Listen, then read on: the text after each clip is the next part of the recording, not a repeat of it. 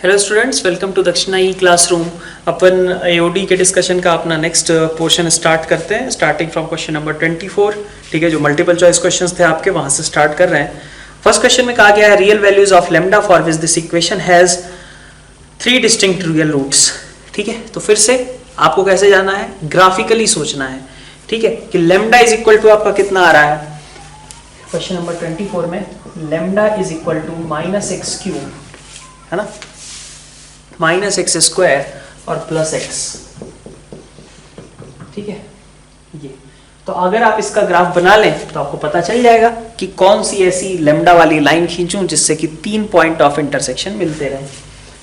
तो y is equal to है minus x cube minus x square plus x, तो y dash आपका मिल गया minus 3x square minus 2x plus 1।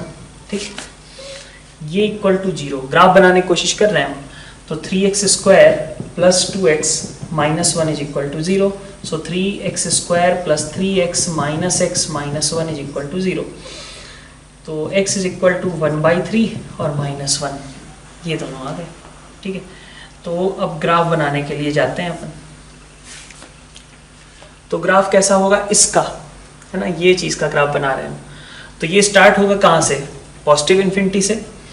1/3 पे ये अपना मिनिमा बनाएगा, सॉरी -1 पे। तो -1 पे वैल्यू कितनी आएगी, पॉजिटिव रहेगी, कितना आएगा ये 1, और ये आपका -1 और -1। ठीक है, ये आपका कुछ इस तरीके का आ जाएगा। -1 पे वैल्यू कितनी है इसकी, -1 है।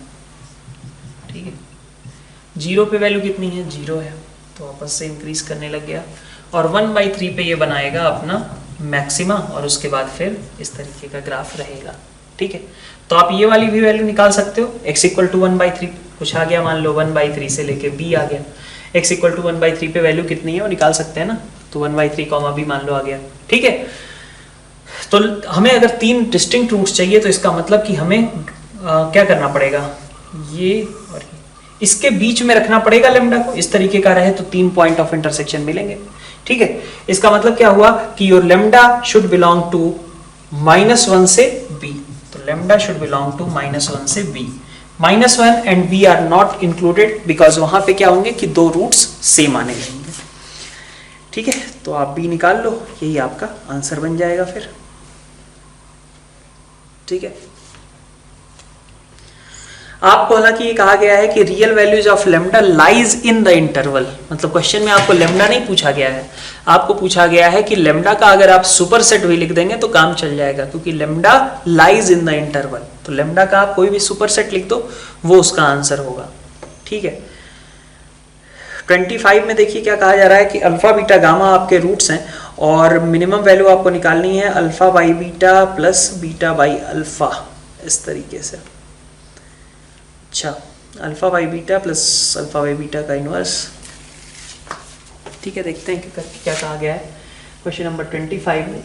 Alpha by beta plus beta by alpha plus alpha by gamma होगा, ऐसे ही गामा बाई अल्फा होगा, फिर ऐसे ही बीटा बाई गामा होगा और गामा बाई बीटा होगा।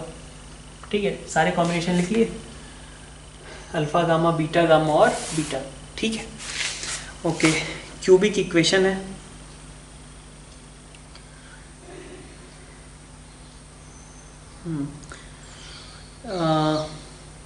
क्यूबिक इक्वेशन है जिसमें अगर देखें हम तो एक बार को अगर सम करते हैं तो कैसा आ रहा है। अच्छा, सम ऑफ रूट्स क्या है हमारे पास, सम ऑफ रूट्स हमारे पास है 1 के बराबर। ठीक है भाई, थ्योरी ऑफ इक्वेशन से alpha plus beta plus gamma is equal to 1, ये ठीक है। Alpha into beta into gamma is also equal to a square, तो alpha beta gamma is also equal to a square. Summation over alpha beta is coming out as a raise to power 4 plus 4a square plus 1, यही था। ठीक है, देखते हैं।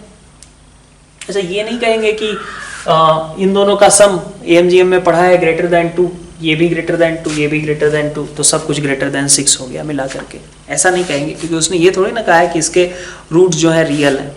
ठीक है, ये सब तो कहीं कहा नहीं गया है। तो हम ऐसा नहीं कहेंगे कि this is greater than 2, this is greater than और equal to 2, this is greater than और इक्वल टू 2, ऐसा नहीं कह सकते, ठीक है। तो क्या करेंगे अपन, हमने कहा कि मान लो कि ये दोनों यूज करते हैं, ठीक है, तो it will create alpha plus gamma by beta, फिर similarly these two will create beta plus gamma by alpha, and similarly alpha plus beta by gamma, यही होगा। तो इसको मैंने लिख लिया, अल्फा प्लस गामा को क्या लिख सकते हो, -1 माइनस बीटा, तो -1 माइनस बीटा अपॉन बीटा, ठीक है, plus -1 minus alpha upon alpha, और यहाँ पे -1 minus gamma upon gamma.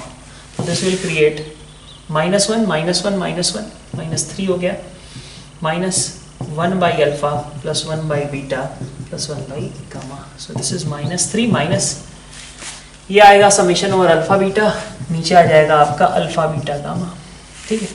This is -3 minus summation over alpha beta is coming out as a raised to power 4 plus 4a square plus 1, ठीक है, and alpha beta gamma is coming out as a square, ठीक है। तो minus common 3 plus यहाँ से आप लिख सकते हो इसको a square plus 4 plus 1 by a square, है ना, ठीक है। हमने माइनस कुछ ज़्यादा नहीं लगा दिए हैं क्या, सॉरी यहाँ पे हमने ये बाय मिस्टेक -1 लिख दिया था, दिस इज नॉट -1, है ना। तो आपके पास -3 तो आएगा but this will be positive, है ना। तो I can write it down as -3 plus इतना, ऐसा लिख सकते हैं। अब a square plus 1 upon a square, a के बारे में आपको पता है कि ए वगैरह कैसे हैं आपके पास, ठीक है। ए इसमें वैसे गिवन होना चाहिए वैसे भी कि ए आपका कैसा है, मान लीजिए आपका रियल है, ठीक है। तो ए अगर आपका रियल है, ये गिवन अगर होगा तो a square plus 1 by a square, ठीक है, इज ग्रेटर देन और इक्वल टू 2, ठीक है, नंबर और उसका रेसिप्रोकल, और बाकी 4 और है। तो इसका मतलब ये क्वांटिटी आपकी 6 से बड़ी है, ये 6 से बड़ा है, और ये -3, मतलब this will be greater than और इक्वल टू 3, ठीक है ना। -3 और ये कितना मिनिमम 6 होगा, तो इसका मतलब ओवरऑल जो टर्म है उसकी मिनिमम वैल्यू कितनी हो गई, 3 हो गई, ठीक है। तो ये आपका क्वेश्चन नंबर 25 था। क्वेश्चन नंबर 26 में देखो, 26 क्वेश्चन में क्या कहा जा रहा है कि f(x) आपका एग्जैक्टली 2 सॉल्यूशंस, ध्यान देना सॉल्यूशंस बोला गया है, रूट्स नहीं बोला गया है, ठीक है। और सॉल्यूशन रूट में क्या डिफरेंस होता है वो आपको मालूम है, ठीक है। तो सॉल्यूशंस की बात की गई है कि आपके पास एग्जैक्टली 2 सॉल्यूशंस इसके होने चाहिए, ठीक है। क्वेश्चन नंबर 26 में आप देखिए, ठीक है, फिर से कैसे जाएंगे हम, ग्राफिकली ही जाएंगे, वहीं से पता चलेगा कि 2 सॉल्यूशंस की सिचुएशन कहाँ पे आएगी, ठीक है। तो x³ minus 3x square plus 2x, तो f(x) आपका गिवन है, मान लीजिए x³ minus 3x square plus 2x, ठीक है। तो इसका डिफरेंशिएशन आपने लिखा कितना, 3x square minus 6x plus 2। तो इसके रूट्स कहाँ पे क्रिएट होंगे, तो यहाँ पे f इसको 0 कर दिया हमने, तो f' इज इक्वल टू 0 कहाँ पे आ रहा है, तो आपके पास 6 आ जाएगा प्लस माइनस अंडर रूट, है ना, 36 माइनस 3 2 6 12 बाई 6, है ना। तो this is coming out as 1 plus minus 1 by root 3, ठीक है। तो ग्राफ कैसा होगा, ग्राफ इसका 0 पे वैल्यू 0 है, 1 माइनस 1 बाई रूट 3, ठीक है, मान लीजिए ये था, और 1 प्लस 1 बाई रूट 3, मान लीजिए ये था। तो आपके पास ग्राफ 1 माइनस 1 बाई रूट 3 पे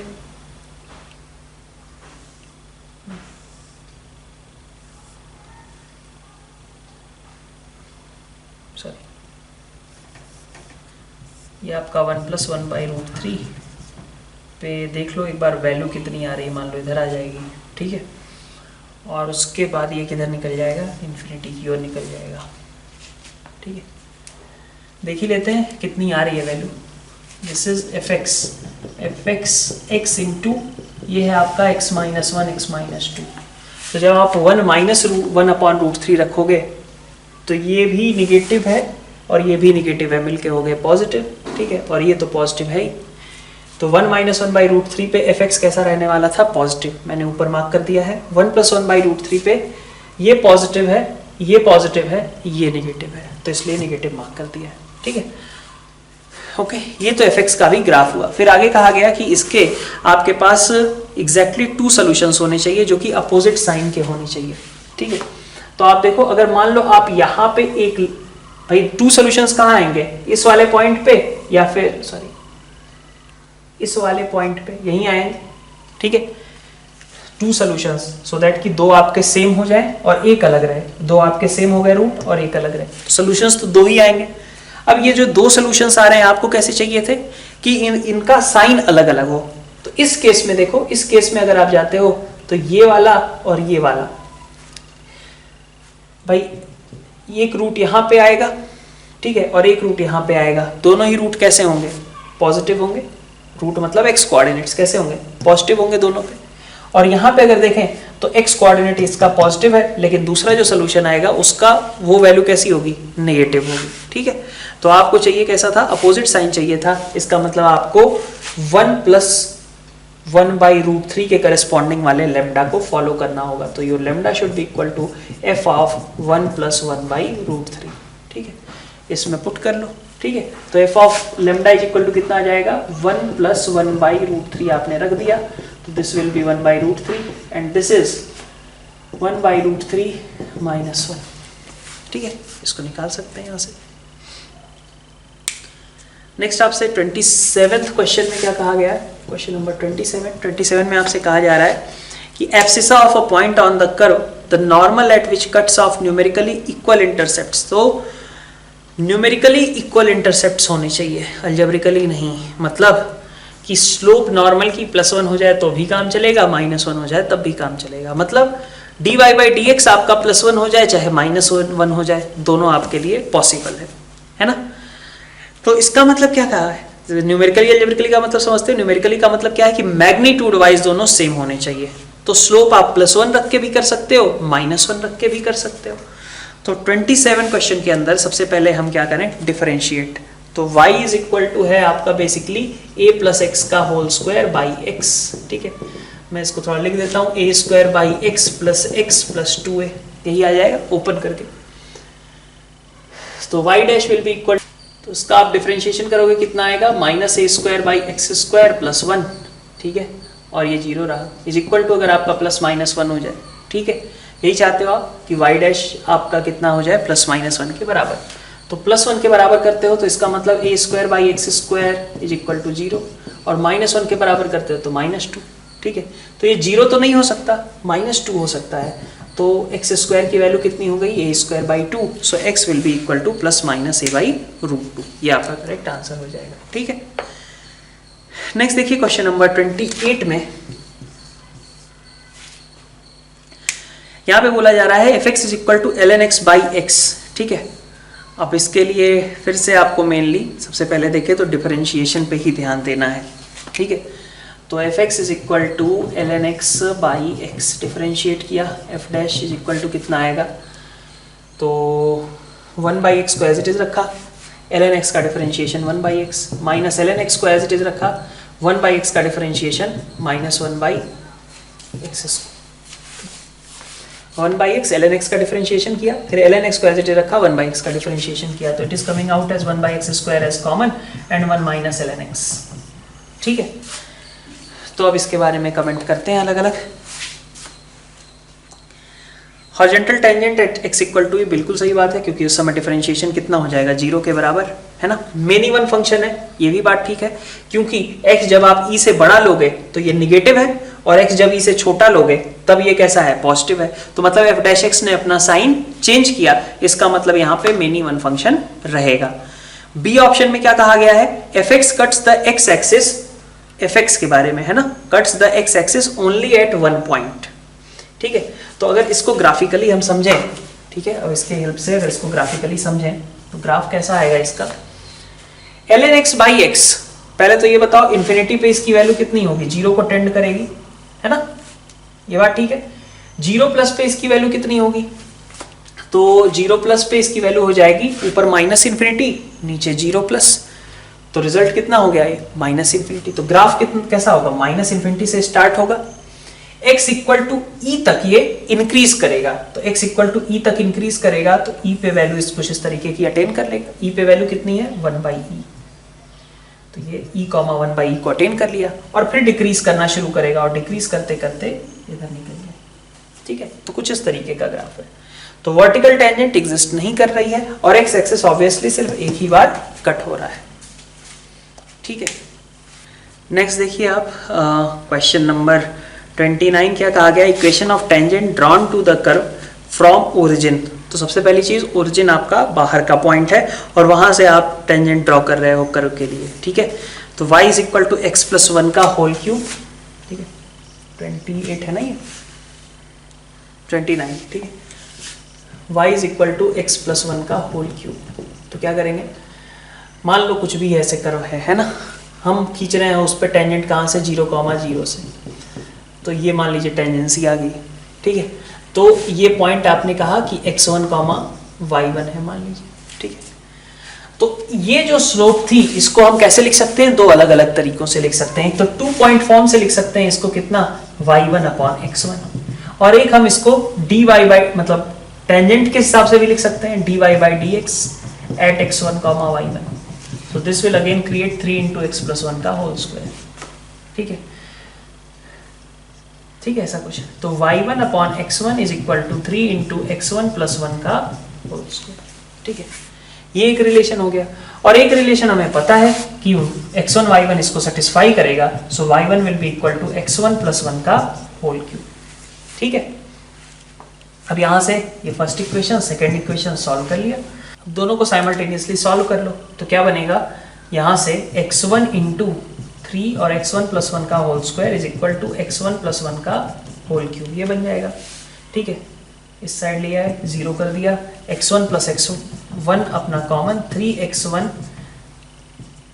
minus x1 plus 1 is equal to 0। ठीक है, तो एक x1 आपको क्या मिल रहा है, -1 के बराबर, और दूसरा क्या मिल रहा है 2x1, मतलब x1 is equal to half. ठीक है, जब x1 पता चल गया तो y1 भी निकाल लोगे, x1 y1। ठीक है, 0 0 से उस पॉइंट को ज्वाइन करने वाली लाइन की इक्वेशन लिखनी थी, है ना। नेक्स्ट अपन देखते हैं क्वेश्चन नंबर 30 में आपसे कहा जा रहा है curve represented parametrically by equation x equal to 2ln cot t plus 1 और tan t plus cot t। इसका टेंजेंट और नॉर्मल देखना है एट पाई बाई 4। ठीक है, तो dy बाई dx बस निकालना है। डिफरेंशिएशन में भी आपने सब सवाल किए ही हैं कि dy बाई dx आप कैसे निकालोगे, तो dy dt upon dx dt करके, है ना। तो y का डिफरेंशिएशन अगर आप t के रिस्पेक्ट में देखें तो कितना आएगा, tan t से आपका आ गया sec स्क्वायर t और cot t से आ गया cosec स्क्वायर t, और dx बाई dt जब आप करेंगे तो आपको मिलेगा कितना, 2ln cot t है ना, तो 2 by cot t into cosec square minus का कोसेक स्क्वायर टी, है ना, 2ln cot t, है ना। तो ये आपके पास आ जाएगा। अब यहाँ पे t equal to pi by 4 रख दो, टेंजेंट की स्लोप मिल जाएगी, है ना। और t equal to pi by 4 मतलब एक बार टेंजेंट निकल गया तो नॉर्मल की भी स्लोप आपके पास आ ही जाएगी। ठीक है, पाई बाई 4 वैसे रखने पे ऑब्वियस ही है कि ये 0 हो रहा है, तो इसका मतलब dy by dx is equal to 0। So tangent will be parallel to x axis and normal will be parallel to y axis. ठीक है, नेक्स्ट आपसे क्वेश्चन नंबर 31 में क्या कहा गया कि g dash x is greater then 0, f dash x is less than 0, है ना। तो अब आपको कमेंट करना है f ऑफ gx पे और g ऑफ fx पे। ठीक है, देखते हैं 31 में। ठीक है, क्या क्या कहा गया, g dash x is positive और f dash x is negative. तो सीधी सीधी बात है क्या कि g ऑफ fx अगर आप लेते हो, मान लिया पहले hx आपने इसको ले लिया, ठीक है, तो इसका डिफरेंशिएशन कैसा होगा, g dash of fx into f dash x, ऐसा ही आएगा। g डैश के आर्गुमेंट में कुछ भी जाता है पॉजिटिव रहता है, मतलब ये क्वांटिटी आपकी पॉजिटिव है और ये क्वांटिटी आपकी नेगेटिव है, मतलब h डैश x आपका कैसा है, नेगेटिव है। तो g ऑफ fx आपका कैसा होगा, डिक्रीजिंग फंक्शन होगा। ठीक है, तो g of fx is decreasing function. अगर g ऑफ fx आपका डिक्रीजिंग है तो इसका मतलब आपका स्टेटमेंट 1 रॉन्ग है, क्योंकि स्टेटमेंट 1 बता रहा है कि x प्लस 1 वाली वैल्यू x माइनस 1 वाली वैल्यू से बड़ी होगी। ठीक है, तो बात गलत है।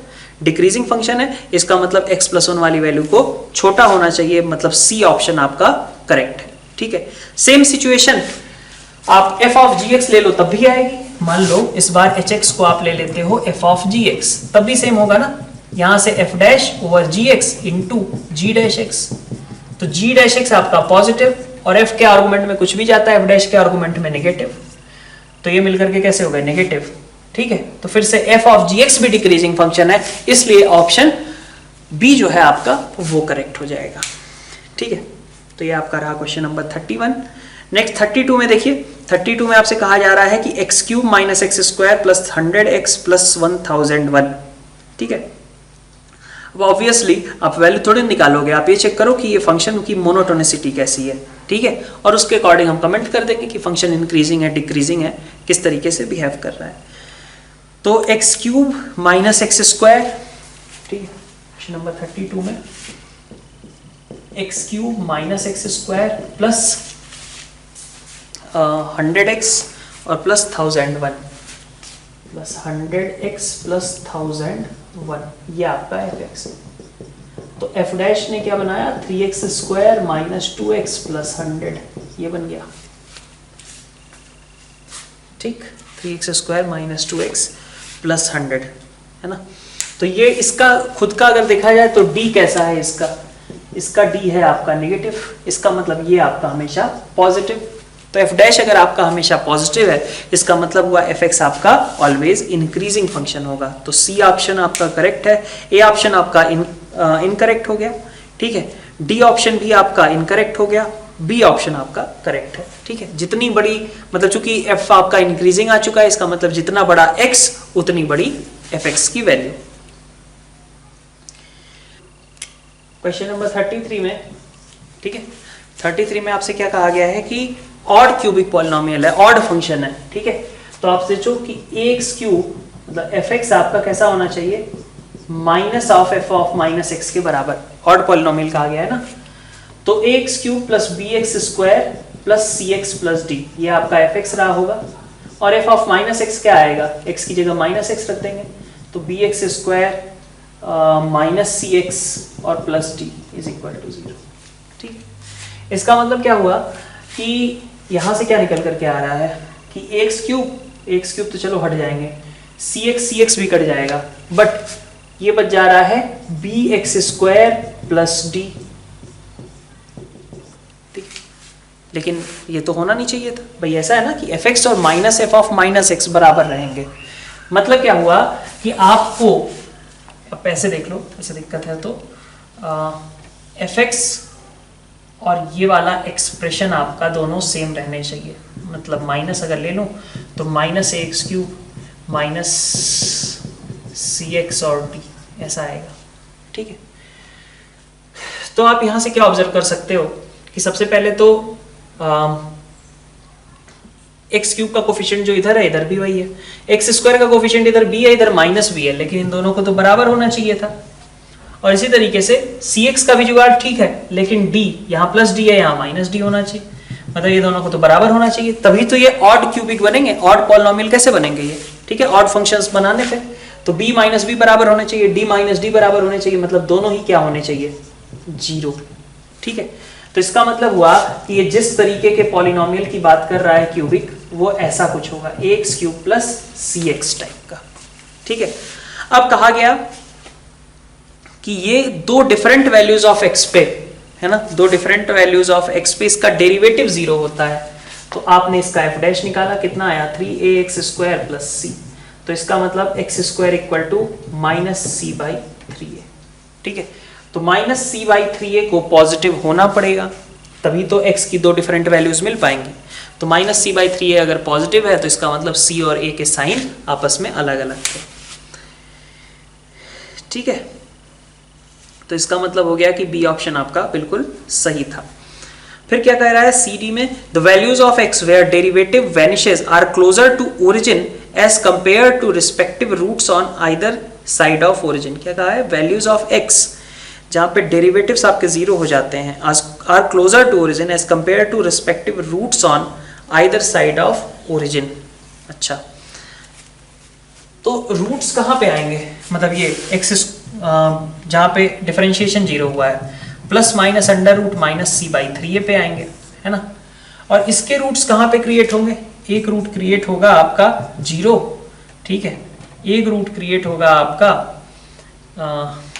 कितना बचेगा, x common, x square plus c, so minus c by a plus minus, ठीक है। यहाँ पे आपके रूट्स क्रिएट होंगे, एक 0 पे, एक minus under root minus c by a और माइनस सी बाई 3 पे। तो ऑब्वियसली ये वाली वैल्यूज कम होंगी, है ना, 3a है और यहाँ a है, ये वैल्यूज ज़्यादा बड़ी होंगी, ठीक है। तो ये आपका क्वेश्चन नंबर 33 रहा।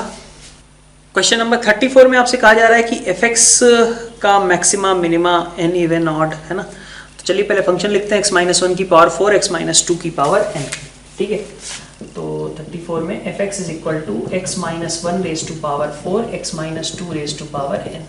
तो f डैश क्या आएगा आपका 4 इंटू एक्स माइनस 1 का whole cube into x minus 2 की power n plus x minus 1 की power 4 as it is n into x minus 2 की पावर n माइनस 1, ठीक।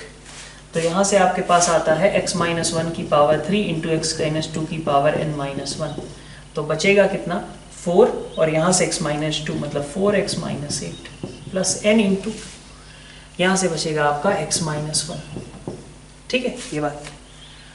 अब देखो आप 2 आपका क्रिटिकल पॉइंट हो, ठीक है, 2 आपका n के लिए क्या बात करी है इसने, n ऑड इवन से ना, ठीक है। तो अगर n मान लीजिए आपका, पहला केस लेता हूं मैं, ऑड है, ठीक है, n अगर आपका ऑड है तो फिर इसका मतलब हुआ कि इसके n अगर ऑड है तो n माइनस 1 इवन हो गया, और अगर n माइनस 1 इवन है तो इसका मतलब 2 के अराउंड कोई भी साइन चेंज नहीं हो रहा है, 2 के अराउंड f डैश अपना साइन चेंज नहीं कर रहा है, क्योंकि x माइनस 2 की पावर 4, x माइनस 2 की पावर 6, इससे कोई फायदा नहीं है क्योंकि वहां साइन चेंज नहीं हो रहा, ठीक है। साइन चेंज कब होगा, जब आपका x माइनस 2 की पावर 5 वगैरह हो। तो पहला केस लेते हैं, n अगर आपका ऑड है तो ऐसे केस में ये इवन हो गया, मतलब 2 is not a critical point जिसके अराउंड आप साइन चेंज करवा पाओ, ठीक है, ठीक है बात। तो ऐसे केस में क्या बात की जा रही है कि जब n ऑड है, ठीक है, इफ n इज ऑड, ठीक है, बी और सी ऑप्शंस में।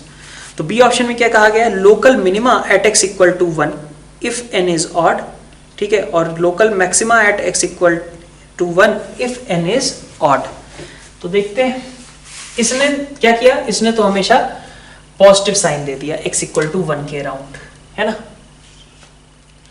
अच्छा, x इक्वल टू 1 के अराउंड ये क्या करेगा भाई, देखो आप x इक्वल टू, मतलब एक तरीके से मैं ये कहता हूं कि मुझे f डैश 1 प्लस अगर मैं साइन चेक करूं और f डैश 1 माइनस का, भाई f डैश 1 0 तो होगा, तो मैक्सिमा मिनिमा कौन बताएगा कि f डैश मतलब पॉजिटिव से नेगेटिव हो रहा है या नेगेटिव से पॉजिटिव हो रहा है।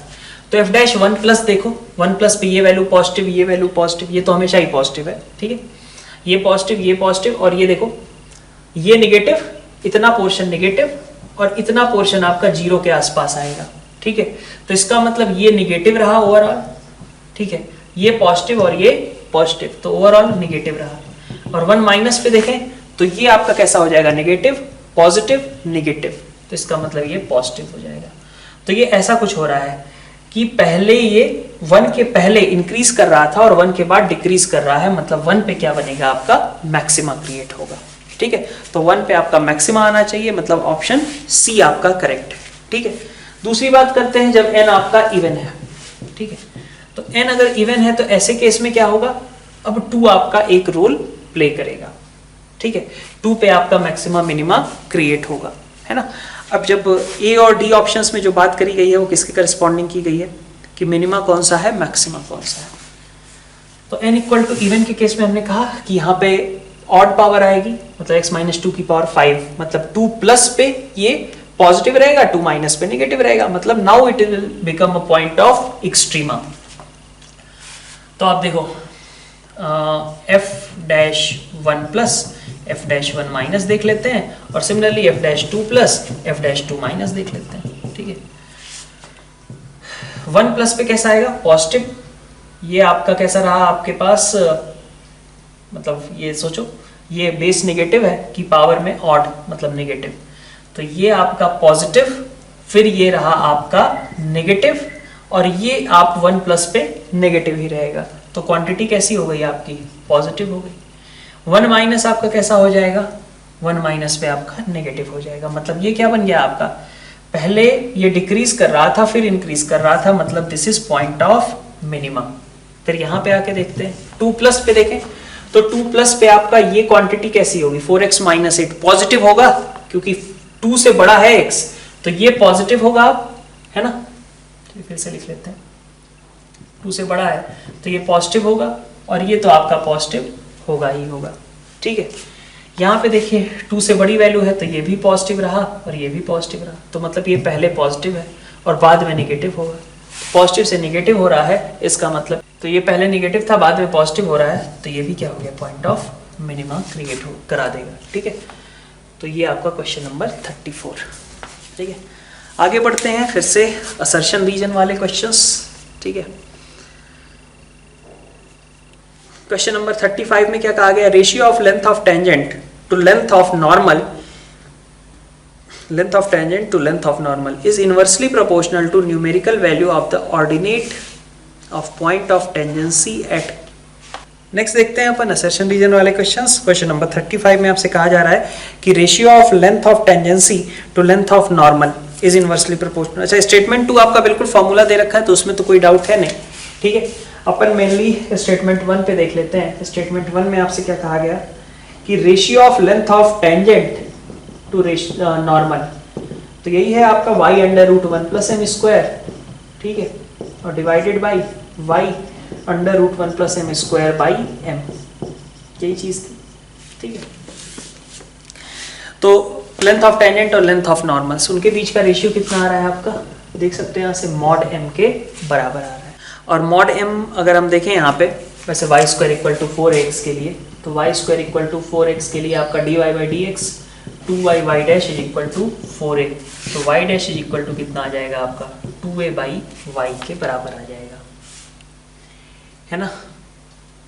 ठीक है, तो आपके पास ये कितना आ गया? Length of tangent to length of normal. ठीक है, इसका जो रेशियो है is inversely proportional to numerical value of ordinate of point of tangency at the curve y square equal to 4ax। ठीक है, तो ये स्टेटमेंट आपका 2y y dash equal to 4a, y dash equal to 2a by y, so left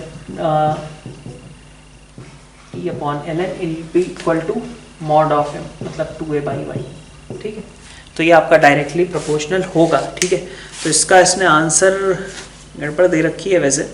ठीक है, तो ये not a correct explanation but statement is true. ठीक है, तो क्वेश्चन नंबर 35 का आंसर आपका डी नहीं आना चाहिए इनफैक्ट। ठीक है,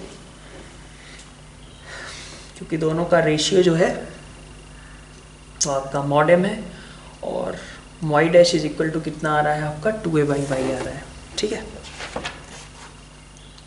क्वेश्चन नंबर 36 में आपसे क्या कहा गया है? y square equal to 16x और x square equal to 16y, ये ऑर्थोगोनल है। ठीक है, तो क्वेश्चन नंबर 36 में आपसे y square equal to 16x और x square equal to 16y, तो चला देखो दोनों, पहले तो dy बाई dx निकाल लें, तो y डैश कितना आएगा? यहाँ से आ जाएगा आपका 16 अपॉन 2y, मतलब कि 8 अपॉन y, और ये कितना देगा? ये देगा आपको y डैश x अपॉन 8। ठीक है, ये बात दोनों कहाँ पे इंटरसेक्ट करेंगे? तो दोनों इंटरसेक्शन पॉइंट के लिए देखते हैं, पॉइंट ऑफ इंटरसेक्शन।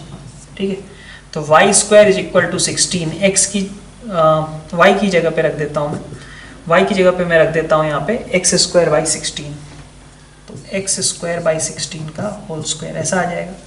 तो यहाँ से आ गया ये x की power 4 by 256 is equal to 16x। ठीक है, तो x cube is equal to 16 cube, so x is equal to 16, x को 16 आपने रख दिया, तो आप देख सकते हो कि y डैश और y डैश मतलब दोनों का जो स्लोप्स हैं m1 और m2 दोनों आपस में परपेंडिकुलर तो आ नहीं रहे, क्योंकि m1 इंटू m2 आपका कुछ पॉजिटिव ही आ रहा है। ठीक है, तो इसलिए आपका स्टेटमेंट मतलब जो है इनकरेक्ट है। ठीक है, क्वेश्चन नंबर 37 के लिए देखें तो कुछ इस तरीके का डायग्राम है स्टेटमेंट 1 के लिए। अगर इसमें से कहा जाए आपकी मिनिमम वैल्यू कहाँ पे अटेन होगी, ठीक है, सर्कल और स्क्वायर के बीच की डिस्टेंस मिनिमाइज कहाँ पे होगी, तो ऑब्वियसली यही वाला पोर्शन है जहाँ पे ये वैल्यू मिनिमम होगी।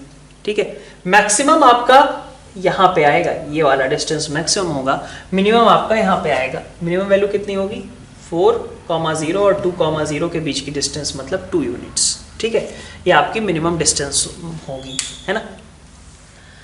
अच्छा, इसने ये कहा है स्टेटमेंट 2 में कि shortest distance between two differentiable curves lies along the common normal. ये बात बिल्कुल सही है, लेकिन vice versa is not true. मतलब क्या हुआ कि अगर आप कॉमन नॉर्मल के लॉन्ग डिस्टेंस निकालते हो तो हो सकता है कि वो शॉर्टेस्ट भी हो सकता है वो मैक्सिमम भी हो, दोनों ही पॉसिबिलिटीज हैं। जैसे यहाँ पे देखिए, ये आपकी मैक्सिमम डिस्टेंस है, ठीक है, कॉमन नॉर्मल के अलोंग ही, तो आपको कॉमन नॉर्मल के अलोंग शॉर्टेस्ट डिस्टेंस भी मिल सकती है, ठीक है, और मैक्सिमम डिस्टेंस भी मिल सकती है, दोनों की पॉसिबिलिटी है।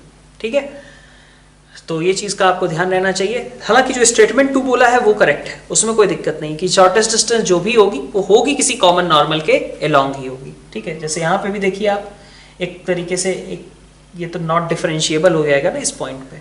ठीक है, तो इसको तो फॉलो नहीं कर रहे हैं, बट मैक्सिमम केसेस में आपने भी इसी तरीके से याद रखा होगा, शॉर्टेस्ट डिस्टेंस मतलब अलोंग कॉमन नॉर्मल जाओ। ठीक है, आपने भी इसी तरीके से क्वेश्चंस करे होंगे, आपने जो थ्योरी पढ़ी होगी वो भी इसी तरीके से पढ़ी होगी। ठीक है, लेकिन कॉमन नॉर्मल के अलोंग आपने एक चीज का और भी वहां पे बताया गया होगा कि कॉमन नॉर्मल के अलोंग आपका मैक्सिमम डिस्टेंस भी हो सकता है, मिनिमम डिस्टेंस भी अगर हो सकता है। ठीक है, क्वेश्चन नंबर 38 में देखिए, 38 आपका सिंपल सा क्या कह सकते हैं आप, क्वेश्चन नंबर 38 के अंदर अगर आप देखो तो ये क्वेश्चन आप सीधा सीधा कर सकते हो AMGM से। अगर आप एक पॉइंट ले लेते हो e⁻x1, ठीक है, e⁻x1 और e⁻x2 और इन्हीं पे आपने AMGM मान लीजिए अप्लाई कर दिया, तो ये बन जाएगा आपका e⁻2x1 + x2, ठीक है, बाई 3। ये आपका एक्सप्रेशन बन गया। ठीक है, तो फर्स्ट स्टेटमेंट आपका बिल्कुल करेक्ट है। स्टेटमेंट 2 के लिए क्या कहा जा रहा है कि positive one then fx increases with concavity up and chord lies above the curve। ठीक है, तो f'(x) और f'(x) को कहा गया पॉजिटिव है, तो इसका मतलब कि ऑब्वियसली इंक्रीज कर रहा है विद कॉन्केविटी अप। और इसी चीज़ को आप ऐसे भी दिखा सकते हो, मतलब स्टेटमेंट 2 की हेल्प से आपने कॉन्केविटी वाले भी प्रूव किए होंगे। जैसे मान लो ये e⁻x का कर्व है, ठीक है, तो ये पॉइंट हो गया x1, e⁻x1, और ऐसे ही ये हो गया x2, e⁻x2। ठीक है ना। अब इसको अगर मैं 1:2 में इंटरनली डिवाइड कर दूं तो ये एक्सप्रेशन क्या बनाएगा, ये जो पॉइंट होगा इसके कोऑर्डिनेट्स क्या होंगे, y कोऑर्डिनेट इसका 2e⁻x1 + e⁻x2/3, यही होगा y कोऑर्डिनेट। ठीक है, इतनी बात। और यहाँ पे x कोऑर्डिनेट क्या होगा, x कोऑर्डिनेट भी लिख लेते हैं 2x1 + x2/3, यही हो। ठीक है, ये इसका हुआ xy कोऑर्डिनेट्स। और उसी के करस्पॉन्डिंग अगर मैं यहाँ पे देखूं कर्व पे, तो कर्व पे कोऑर्डिनेट क्या आएगा 2x1 + x2/3। ठीक है भाई, ये कर्व कौन सा है, y = e⁻x है, तो अगर x आप इसको रख दोगे तो y कितना आएगा, e⁻ में 2x1 + x2/3, यही आ जाए, है ना। तो x1, e(x1), x2, e(x2) को 1:2 में इंटरनली डिवाइड किया, उससे जो y कोऑर्डिनेट आएगा वो ऊपर आ रहा है, क्योंकि कॉर्ड आपकी ऊपर लाई करती है और जो फंक्शन है वो कहाँ लाई करता है, नीचे लाई करता है। तो फंक्शनल वैल्यू नीचे आएगी, कॉर्ड पे आई हुई वैल्यू ऊपर रहेगी। ठीक है, तो यहां से भी आप इनइक्वालिटी ये एस्टेब्लिश कर सकते हो। मतलब ये करेक्ट एक्सप्लेनेशन है, क्योंकि आप स्टेटमेंट 2 से स्टेटमेंट 1 तक पहुंच पा रहे हो। ठीक है, क्वेश्चन नंबर 39 में देखिए क्या बोला गया कि consider function f(x) such that f1 = 1, f2 = 4 and f3 = 9। ठीक है, और f'' = 2 for some x belongs to 1 से 3। अच्छा, तो हम स्टेटमेंट 2 को नहीं यूज कर सकते, स्टेटमेंट 2 तो gx = x² है, तो ऐसा नहीं है कि हम स्टेटमेंट 2 को ही फॉलो कर लेंगे, हम बोल देंगे कि भाई एफ एक्स एक्स स्क्वायर ही होगा, ठीक है ना। ये क्वेश्चन किस तरीके से किया जाता है आपने शायद कर रखा हो इस तरीके का। अपन 39 क्वेश्चन में स्टेटमेंट 1 की बात कर रहे हैं, तो अपन एक फंक्शन मानते हैं क्या, जो F x minus x square. कैसे माना, आपने पैटर्न आइडेंटिफाई किया, पैटर्न आइडेंटिफाई किया, आपको दिखा कि पैटर्न तो उन पॉइंट्स पे क्या फॉलो हो रहा है, f x equal to x square का, आपने उससे एक फंक्शन बनाया f x minus x square. इसी तरीके से तो आप रिमाइंडर थ्योरम वाले भी क्वेश्चन करते थे कि f1 1 है, f2 2 है, f3 3 है, तो बताओ कि f5 क्या होगा अगर fx आपका 3rd डिग्री पॉलिनोमियल है, करते थे। तो वैसे ही यहाँ पे भी है कि hx आपका fx माइनस एक्स स्क्वायर होगा, तो आपको पता चल गया कि h1 की वैल्यू, ठीक है, कहाँ से स्टार्ट किया है x की वैल्यूज इसने, हाँ 1 2 3, h1 आपका 0 आएगा, h2 आपका 0 आएगा, h3 आपका 0 आएगा, ठीक है। तो अगर रोल्स थ्योरम अप्लाई करें तो रोल्स थ्योरम क्या स्टेट करता है कि अगर h1 0 है, h2 0 है, तो बीच में कहीं ना कहीं h डैश c1 0 रहा होगा, और इसी तरीके से यहाँ पे बीच में कहीं ना कहीं h डैश c2 0 रहा होगा। मतलब क्या हुआ कि f dash c1 minus 2c1 is 0, f dash c2 minus 2c2 is 0, ठीक है, ऐसा कहीं ना कहीं रहा होगा। फंक्शन माना, फंक्शन मानने के बाद हमने कहा h1 और h2 0 है, h3 0 है, तो मतलब 1 2 के बीच में कहीं ना कहीं डिफरेंशिएशन 0 था, रोल्स थ्योरम का स्टेटमेंट। 2 3 के बीच में भी कहीं ना कहीं डिफरेंशिएशन 0 था, अगेन रोल्स थ्योरम का स्टेटमेंट, ठीक है। ये बात हमें कहां तक जाना है, वैसे हमें कहा गया है कि f डबल डैश x तक जाना है। तो अब मैं एक नया फंक्शन ले लेता हूं, ठीक है, नया hx मान लो। किसको मानोगे, f dash x minus 2x को, एक नया फंक्शन मान लो, ठीक है, मान लो gx मान लिया, f dash x minus 2x। तो g ऑफ c1 0 था, g ऑफ c2 0 था, तो इसका मतलब कहीं ना कहीं बीच में g डैश भी 0 हुआ होगा। तो g डैश की वैल्यू कितनी है, f डबल डैश माइनस 2, ये कहीं ना कहीं बीच में 0 हुआ होगा। मतलब c1 और c2 के बीच में कहीं ना कहीं कोई ऐसा पॉइंट है जिसके लिए g डैश की वैल्यू, ठीक है, 0 होती है, मतलब f डबल डैश आपका 2 के बराबर आता है, ठीक है। नेक्स्ट देखो आप क्वेश्चन नंबर 40 में, क्वेश्चन नंबर 40 में आपसे कहा जा रहा था कि कॉन्केविटी के बारे में कमेंट करना है इनवर्स फंक्शंस की।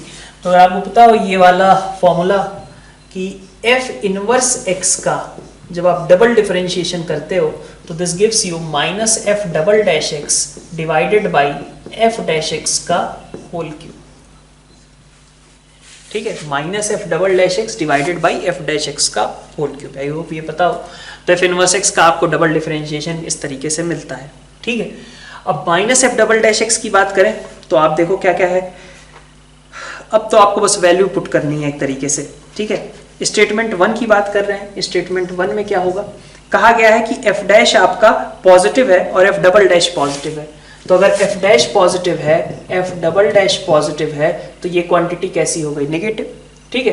तो इसका मतलब क्या हुआ कि f इनवर्स x का डबल डिफरेंशिएशन नेगेटिव है, और इसका मतलब कॉन्केविटी कैसी होगी, डाउनवर्ड्स होगी, ठीक है। तो स्टेटमेंट 1 इनकरेक्ट है। सिमिलरली स्टेटमेंट 2 आप रख दो, बस f डबल डैश और f डैश का साइन, आपको f इनवर्स की कॉन्केविटी के बारे में पता चल जाएगा। 41 में देखते हैं। 41 में आपसे क्या कहा जा रहा है, fx आपका गिवन है, attains neither least value nor greatest value at x equal to 2। अच्छा, तो x इक्वल टू 2 पे ये ग्रेटेस्ट और लीस्ट वैल्यू तो लेगा, ठीक है ना, क्योंकि x इक्वल टू 2 के करस्पॉन्डिंग ही x माइनस 2 अपनी मिनिमम वैल्यू अटेन कर रहा होगा, x माइनस 2 की पावर 2/3। मिनिमम वैल्यू उसकी कितनी हो सकती है, 0, क्योंकि it is basically kind of whole square, ये कुछ उस तरीके का है ना, ठीक है। तो ये अपनी मिनिमम वैल्यू अटेन करेगा कब, जब x इक्वल टू 2 हो जाए, ठीक है। तो x इक्वल टू 2 के केस में आपके पास x minus 2 raise to power 2/3 जो है 0 हो जाएगा, और उसी समय ओवरऑल टर्म मैक्सिमम क्रिएट करेगी। ऑल्दो डिफरेंशिएशन से हम यहाँ पे कोई कमेंट नहीं करेंगे, क्योंकि this is a point where function is not differentiable, ठीक है। तो क्रिटिकल पॉइंट तो है, लेकिन f dash x equal to 0 वाला पॉइंट नहीं है, ठीक है। स्टेटमेंट 2 में कहा गया है कि x equal to 2 is the only critical point, बिल्कुल सही बात है। ठीक है, क्वेश्चन नंबर 42 में देखिए आप, 42 में बोला गया है एक सीरीज के बारे में कि n square upon n cube plus 200, इसका आपको लार्जेस्ट टर्म देखना था। N square upon n cube plus 200 का आपको मैक्सिमम चेक करना है कि कहाँ पे क्रिएट होगा। ठीक है, तो आप बिल्कुल स्टेटमेंट 2 से आइडिया ले सकते हो कि एफ एक्स आपने ले लिया x square upon x cube plus 200। ठीक है, x square upon x cube plus 200। ठीक है, अगर मैं एक्स स्क्वायर से इसको डिवाइड कर दूं तो it will give you 1 upon, ठीक है, x plus 200 by x square, है ना। तो एक्स तो कैसा रहेगा आपका, पॉजिटिव ही रहेगा। ठीक है, जब आप नंबर ऑफ मतलब टर्म्स की बात कर रहे हो, सीक्वेंस की बात कर रहे हो, या n का इनफैक्ट बात कर रहे हो, तो n तो कैसा रहेगा आपका, पॉजिटिव ही रहेगा। तो अगेन इसको AMGM से कर सकते हैं हम। कैसे, अगर हम एक नंबर ले लें x/2, एक नंबर ले लें x/2 और एक नंबर ले लें 200/x² और उस पे हम AMGM अप्लाई कर दें, तो ये क्या बनाएगा, क्या x² कट गया, ये आ गया 50⁻⁴। ठीक है, तो इसकी वैल्यू अगर देखा जाए x/2 is equal to 200/x² जब होगी तब ये अपनी मिनिमम वैल्यू लेगा, कितनी, 3 × 50⁻⁴। ठीक है, कब होगी ये, तो यहां से देख लेते हैं। तो यहां से आ रहा है आपका x³ इक्वल टू 400। ठीक है, तो x जब आपका 400⁻⁴ होगा तब ये वैल्यू आपकी मैक्सिमम क्रिएट होगी। ये बात बिल्कुल ठीक थी।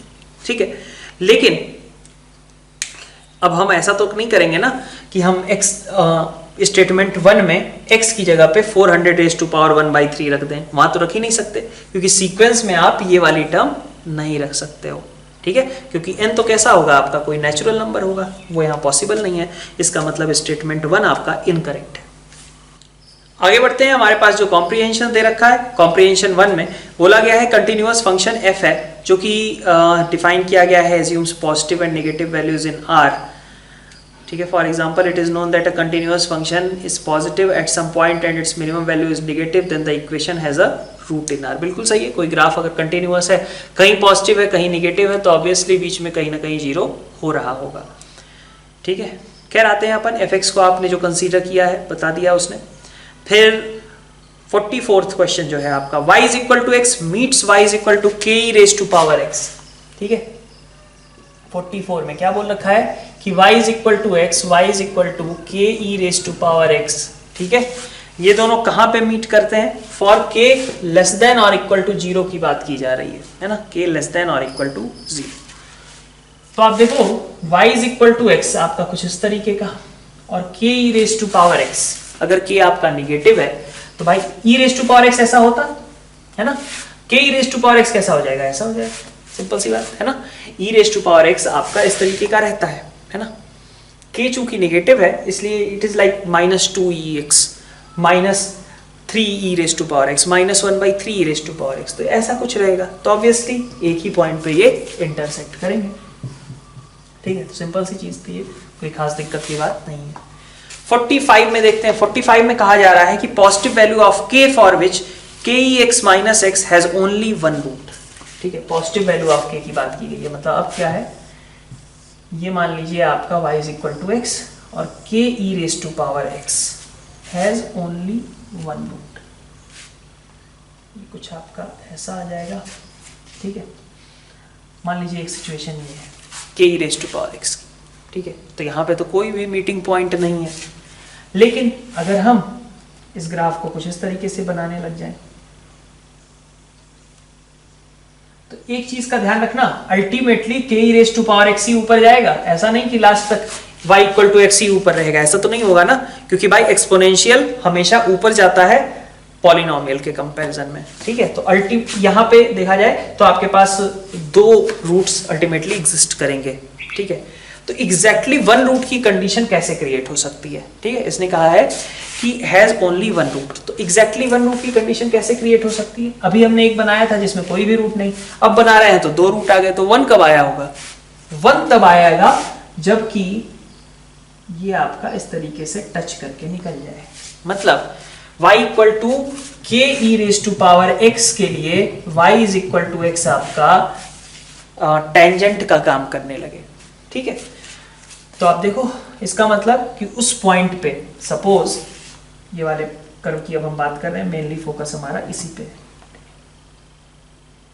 ठीक है, इस सिचुएशन की बात की जा रही है। तो ये जो पॉइंट है वो कैसा होगा, ये होगा कुछ x1, x1 टाइप का। ठीक है, क्योंकि ये y इक्वल टू x पे एग्जिस्ट करता है ना, तो उस पे लाई करने वाला पॉइंट ऐसा ही होगा। लेकिन यही पॉइंट जो है इस कर्व पे भी लाई करता है, मतलब इसी को मैं ऐसे भी लिख सकता हूं x1, के e raise to power x1 because it lies at both the curves. ठीक है, ये आपका आ गया। अच्छा, dy by dx at that x1 will be equal to k e raise to power x1, है ना, और वो कितना होना चाहिए, इसकी स्लोप के बराबर, मतलब 1 के बराबर। ठीक है, तो के e raise to power x1 आपका 1 है ना, और x1 खुद इसके बराबर था ही, भाई यही पॉइंट है ना x1, और यही पॉइंट इस तरीके से लिखा गया है, तो your x1 is basically this much and this value is coming out as 1, तो ये वैल्यू आपकी 1 हो गई, x1 आपका वो 1 के बराबर है। ठीक है, तो अगर x1 आपका 1 के बराबर है, ठीक है, तो ये पॉइंट क्या हो गया आपका 1, 1 हो गया। ठीक है, तो 1, अब k आपको निकालना था, है ना, तो x1 को आप 1 रख दो, यहां से आपके पास मिल जाएगा k इंटू ई की power 1 is equal to 1, so k is coming out as 1 by e. ठीक है,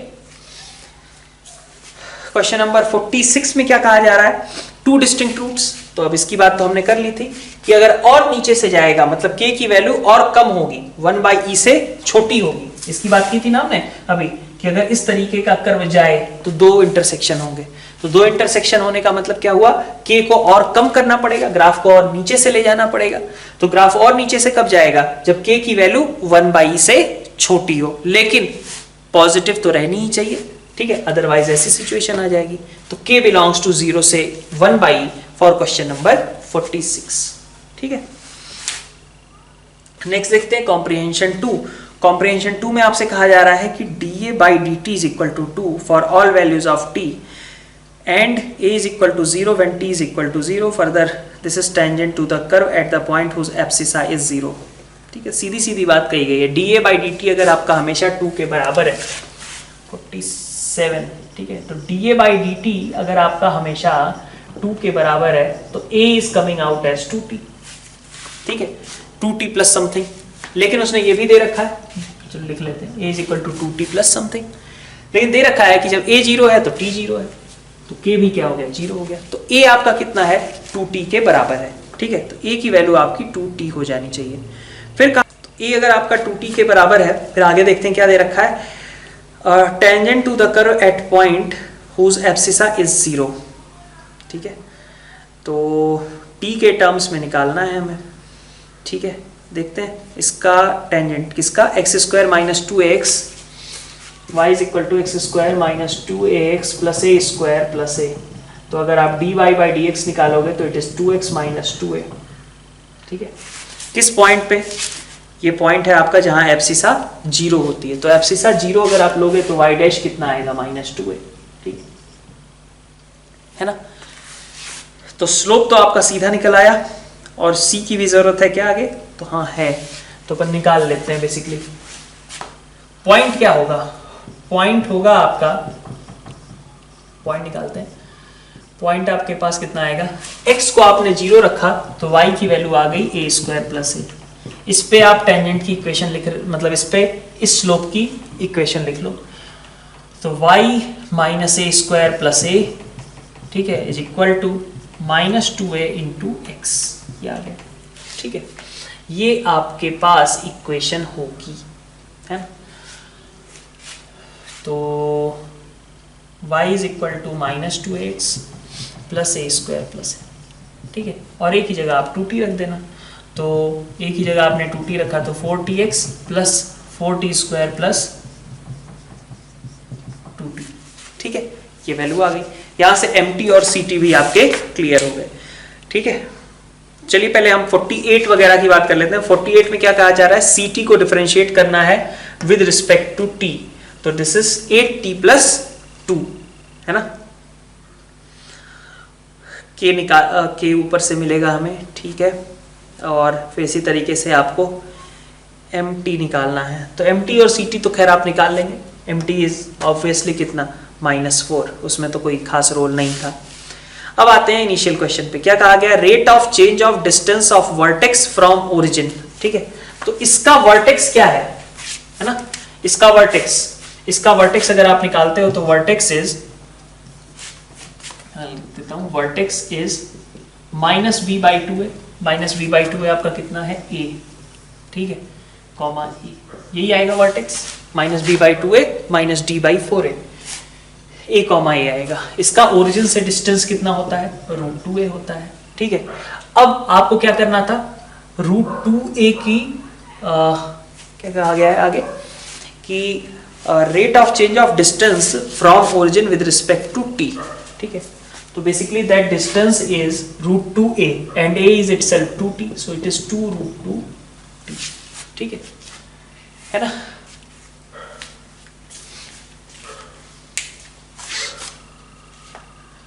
तो अब इसी को t के रिस्पेक्ट में डिफरेंशिएट कर दिया, obviously 2√2 will be the answer.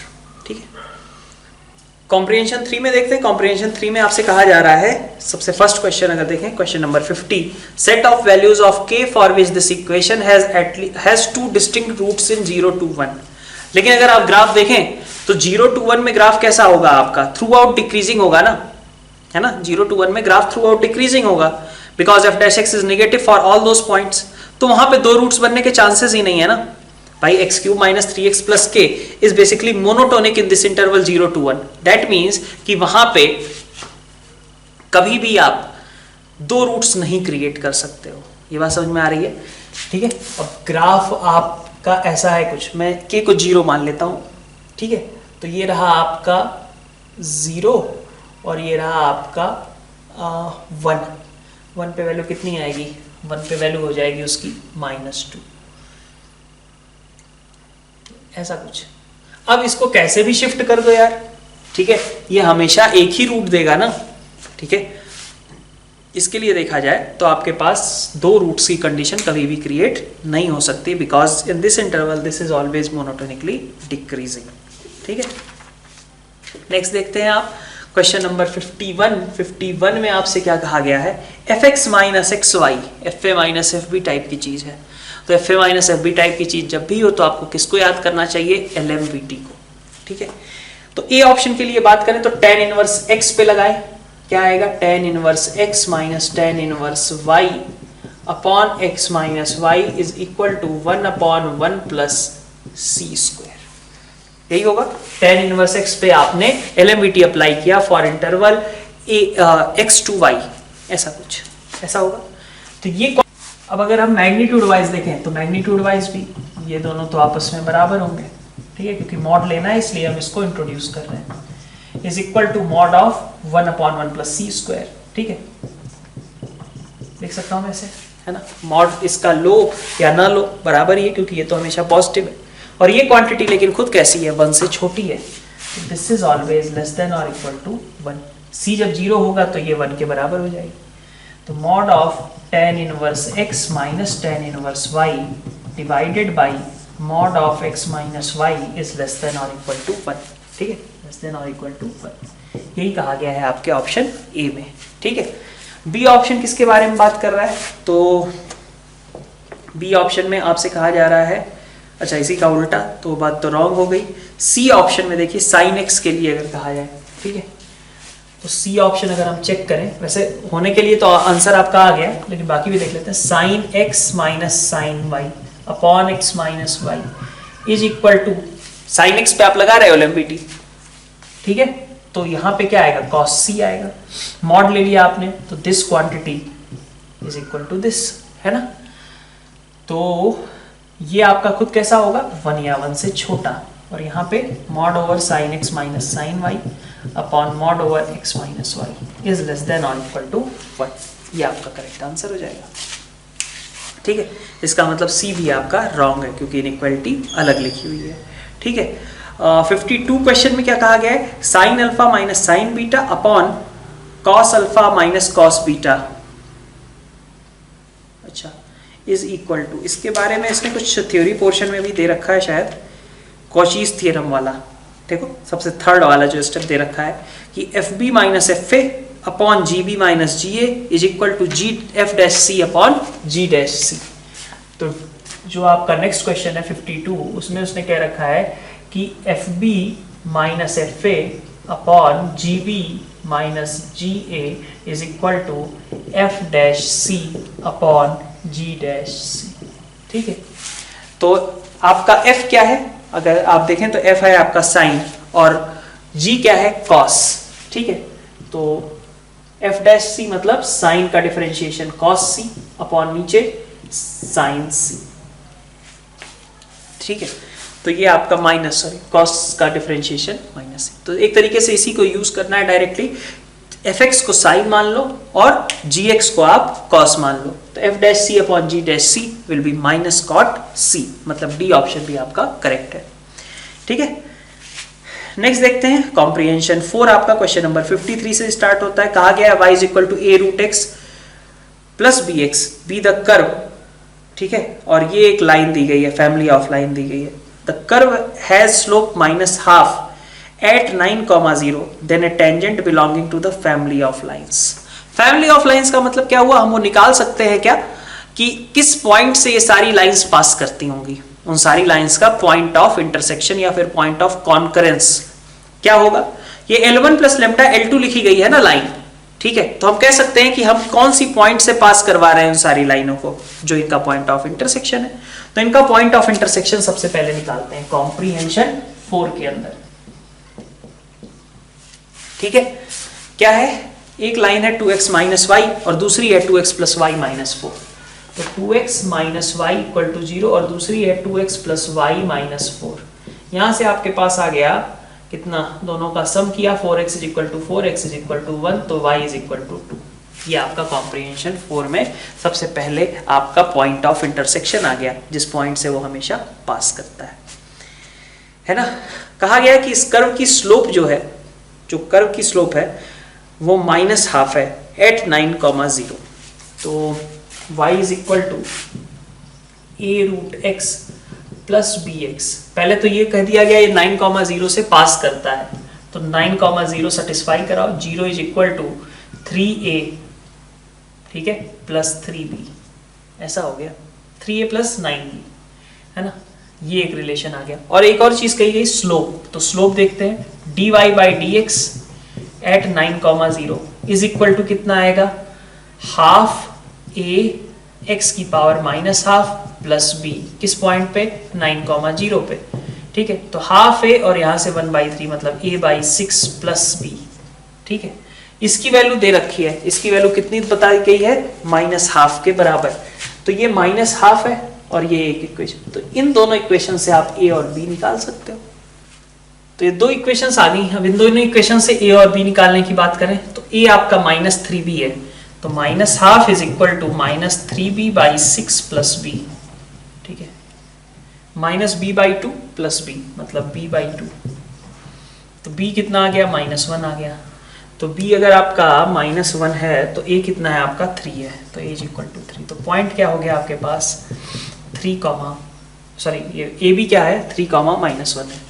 तो बेसिकली आपका कर्व हो गया y is equal to 3 root x plus नहीं बल्कि माइनस x, ये आपके पास आ जाएगा। ठीक है, ये आपका कर्व रहा। अब कहा क्या जा रहा है, अब क्वेश्चन पे आते हैं। अब ये तो आपके पास निकल आई कर्व की इक्वेशन। अब कर्व की इक्वेशन के साथ कहा गया क्वेश्चन नंबर 53 के अंदर, ठीक है, 53 के अंदर क्या बोला गया है कि लाइन जो है इस फैमिली का मेंबर होनी चाहिए और इस कर्व के लिए टेंजेंट होनी चाहिए। अगर आप एक बार को देखो तो 1,2 इस कर्व को भी सेटिस्फाई करता है, मतलब वो कर्व पे भी लाई करेगा और सारी लाइंस भी उस पॉइंट से पास करेंगी। ठीक है, कर्व पे भी लाई करेगा और सारी लाइंस भी उस पॉइंट से पास करेंगी। तो फैमिली ऑफ लाइन का मेंबर होने का तो यही मतलब होता है 1,2 से पास करे, और टेंजेंट भी चाहिए था तो 1,2 पे ही टेंजेंट खींच देते हैं, ठीक है भाई, एक कर्व है जिसपे 1 2 एक पॉइंट है, 1 2 से पास करने वाली लाइन ही चाहिए और टेंजेंट का काम करे वो। इसका मतलब क्या हुआ कि 1 2 पे आपको टेंजेंट खींचना है। बात समझ में आ रही है? 1 2 पे आपको टेंजेंट खींचना है। क्यों? क्योंकि कर्व पे 1 2 लाई करता है और आपको 1 2 से पास करने वाली ही टेंजेंट चाहिए, तो इसका मतलब कर्व पे टेंजेंट चाहिए। तो 1 2 पे आप टेंजेंट लिख लो। तो y equal to 3 root x minus x के लिए अगर हम टेंजेंट देखें एट 1 2, ठीक है, तो उसके लिए क्या चाहिए होगा? स्लोप चाहिए होगी। स्लोप कितनी आ जाएगी? dy बाई डी एक्स निकाल लो। dy बाई डी एक्स कितना है? 3 इंटू हाफ एक्स की पावर माइनस हाफ माइनस 1, ठीक है, तो दिस इज माइनस हाफ। तो स्लोप कितना आ जाएगा वहां पे टेंजेंट का? माइनस हाफ के बराबर आ जाएगा।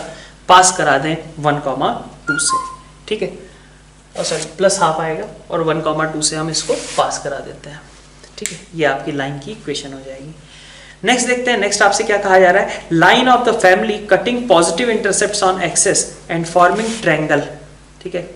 इस फैमिली का एक ऐसा मेंबर, मतलब 1 2 से पास करने वाली एक ऐसी लाइन, ठीक है, जो कि एक्सेस पे पॉजिटिव इंटरसेप्ट कट करे और जो ट्रायंगल फॉर्म करे, तो minimum length of line segment between axes, ठीक है, minimum length of line segment between axes, इसकी बात की गई है।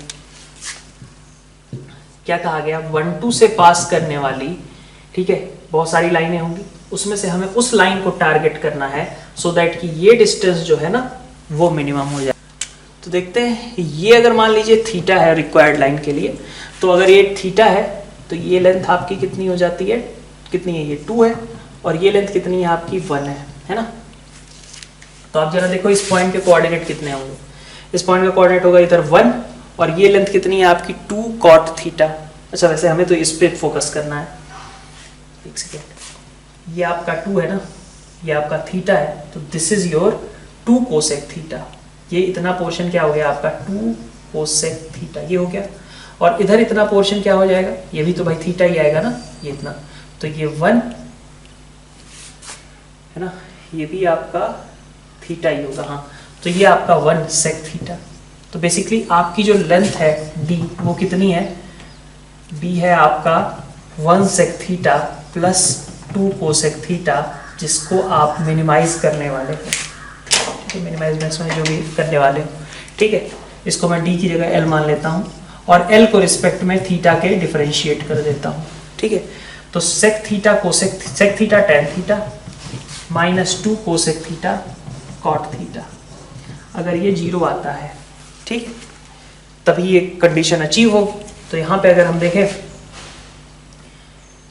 तो sec theta into tan theta upon cosec into cot is equal to 2। तो सेक अपॉन कोसेक कितना हो गया भाई?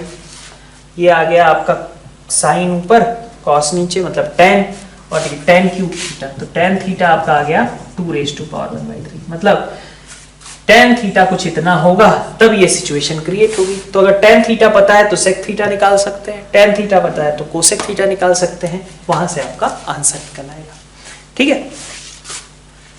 नेक्स्ट देखते हैं 55 में क्या कहा जा रहा है। 55, ये 54 था आपका। 55 में आपको बोला गया कि 2 perpendicular focal chords of the curve form diagonals of a quadrilateral. अच्छा ये तो अलग ही है बिल्कुल। एक कर्व है, इनफैक्ट पैराबोला है, और उसके लिए कहा जा रहा है कि इसके 2 परपेंडिकुलर फोकल कॉर्ड्स हैं जो कि क्वाड्रिलेटरल का डायगोनल क्रिएट करते हैं, ठीक है। 55 में क्या कहा जा रहा है कि पहले तो एक पैराबोला है, y² - 4y + 4 को मैं लिख लेता हूँ, y - 2 का whole square is equal to 4x, है ना। तो इसका फोकस क्या हो जाएगा? फोकस इसका 1, 2, ठीक है। तो आपको क्या कहा गया कि आपके पास मान लीजिए ये एक पैराबोला है, ठीक है, फोकस 1, 2 है, इससे पास करने वाली बहुत सारी लाइनें होंगी, मान लीजिए एक लाइन ये बना ली हमने, ठीक है। तो ये फोकल कॉर्ड हो गई एक, ठीक, और इसके परपेंडिकुलर एक और फोकल कॉर्ड खींच ली, ठीक है। मान लीजिए उसने पैराबोला को सपोज यहाँ पे इंटरसेक्ट किया, ठीक है। तो एक क्वाड्रिलेटरल बनाया जा रहा है जिसके, ठीक है, डायगोनल, इसके परपेंडिकुलर आप फोकल कॉर्ड खींच रहे हो ना, तो इसके परपेंडिकुलर आपने एक फोकल कॉर्ड दूसरी खींच ली, ठीक है। अब ये जो 4 पॉइंट्स हैं, इन 4 पॉइंट से हम क्वाड्रिलेटरल बना रहे हैं। इस क्वाड्रिलेटरल के एरिया के बारे में सोचना है। तो क्वाड्रिलेटरल का एरिया कितना होगा? क्वाड्रिलेटरल का एरिया होगा हाफ, एक डायगोनल ए बी है, ए सी है मान लीजिए, और एक डायगोनल है आपका बी डी, ठीक है। तो हाफ ए सी, ठीक है, क्रॉस बी डी, यही होता है ना। लेकिन बीच का एंगल तो 90 डिग्री है, तो इट इज हाफ ए सी को डायगोनल 1 इंटू डायगोनल 2, यही है।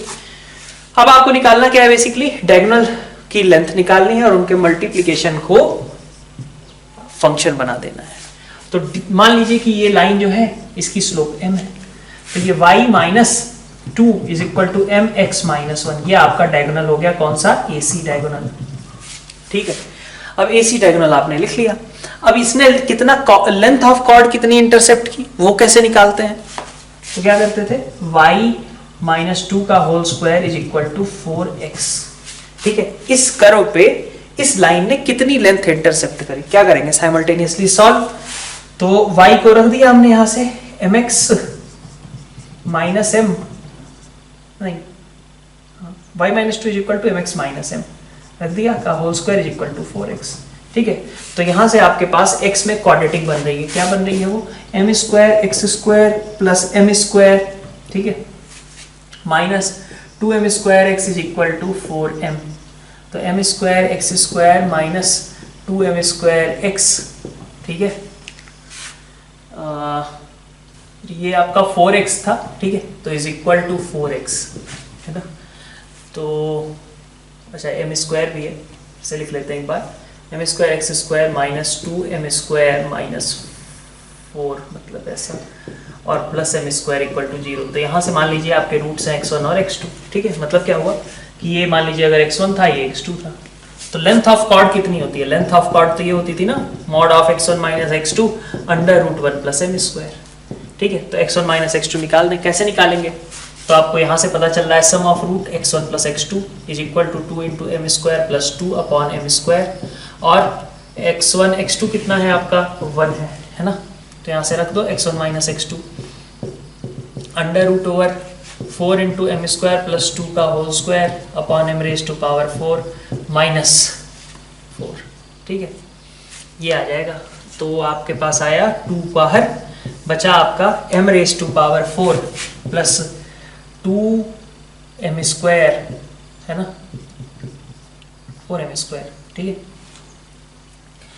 Upon m4 minus m4 by m raise to power 4। ये दोनों कैंसिल आउट हो गए, तो यहाँ से बचा 2 upon m square under root, यहाँ से एक और 2, मतलब ये 4 हो गया, 4 upon m square under root m square plus 1, ठीक है।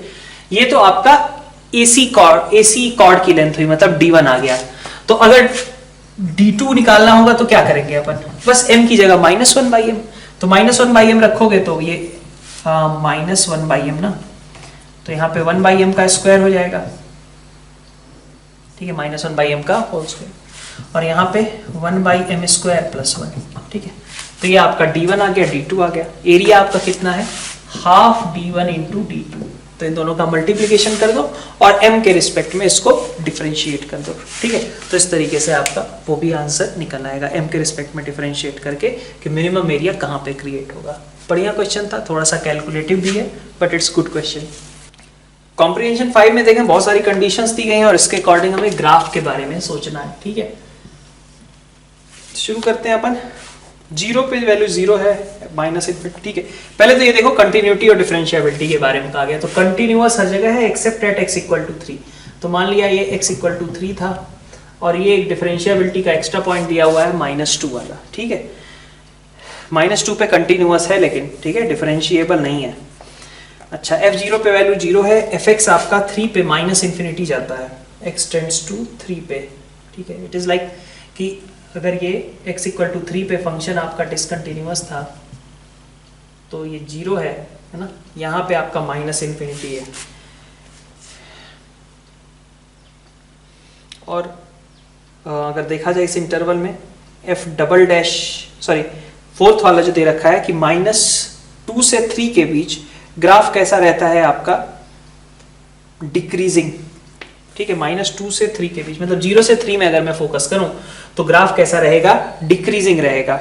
और कॉन्केविटी कहाँ है, तो कॉन्केविटी 0 से 3 के बीच आपकी 5th वाले पार्ट में दे रखा है कि f'' भी निगेटिव है। तो डिक्रीजिंग विद कॉन्केव डाउनवर्ड्स, मतलब ऐसा कुछ, डिक्रीजिंग विद कॉन्केव डाउनवर्ड्स, -∞ निकल गया।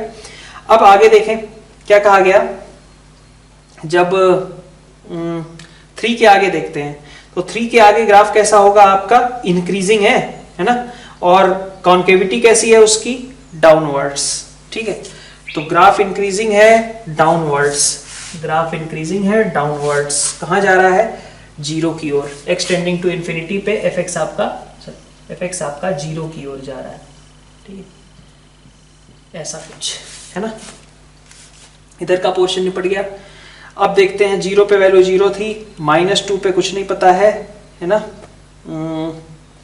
अच्छा, -2 पे फंक्शन डिफरेंशिएबल है, सॉरी नॉट डिफरेंशिएबल है, तो -∞ से -2 में कहा जा रहा है कि ग्राफ लगातार इंक्रीज कर रहा है, ठीक है, 4th वाले पार्ट में।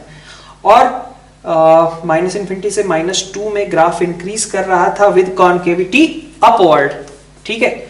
तो कॉन्केविटी अपवर्ड रखनी है और यहाँ पे -∞ पे ये 3 को टेंड कर रहा है, मान लीजिए कॉन्केविटी अपवर्ड रखते हुए ये इंक्रीज किया, है ना।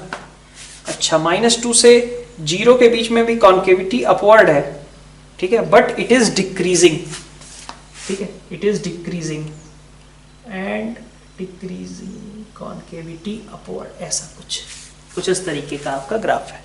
तो ये आपका fx का ग्राफ रहा, ठीक है। अब fx के ग्राफ के लिए कहा जा रहा है कि mod x, ठीक है, फर्स्ट क्वेश्चन में fx is equal to mod x, तो fx equal to mod x आपका कितने पॉइंट पे इंटरसेक्ट कर सकता है, ठीक है।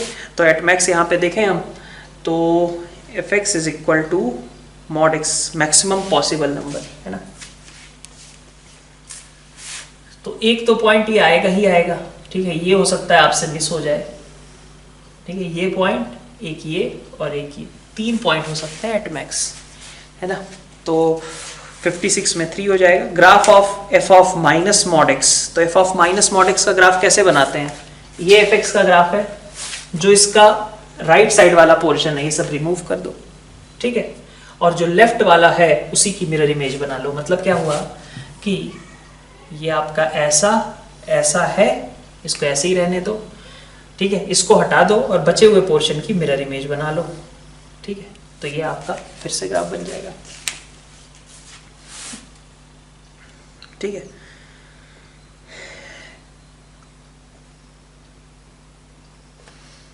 तो differentiable for all x if f'0 is equal to 0, तो अगर f'0 0 के बराबर है तब तो यहाँ पे नॉट डिफरेंशिएबल, मतलब डिफरेंशिएबिलिटी का पॉइंट होगा, क्योंकि मॉड से कोई दिक्कत नहीं होएगी, है ना। 2 पॉइंट्स पे ये नॉट डिफरेंशिएबल रहेगा, ठीक है, कंटिन्यूअस तो है ही, तो बी ऑप्शन आपका करेक्ट हो जाएगा। 58 में कहा जा रहा है fx plus 3x is equal to 0 has 5 solutions, fx plus 3x equal to 0 has 5 solutions. तो -3x वाला ग्राफ प्लॉट करें, है ना। तो आपके पास कैसी सिचुएशन हो सकती है,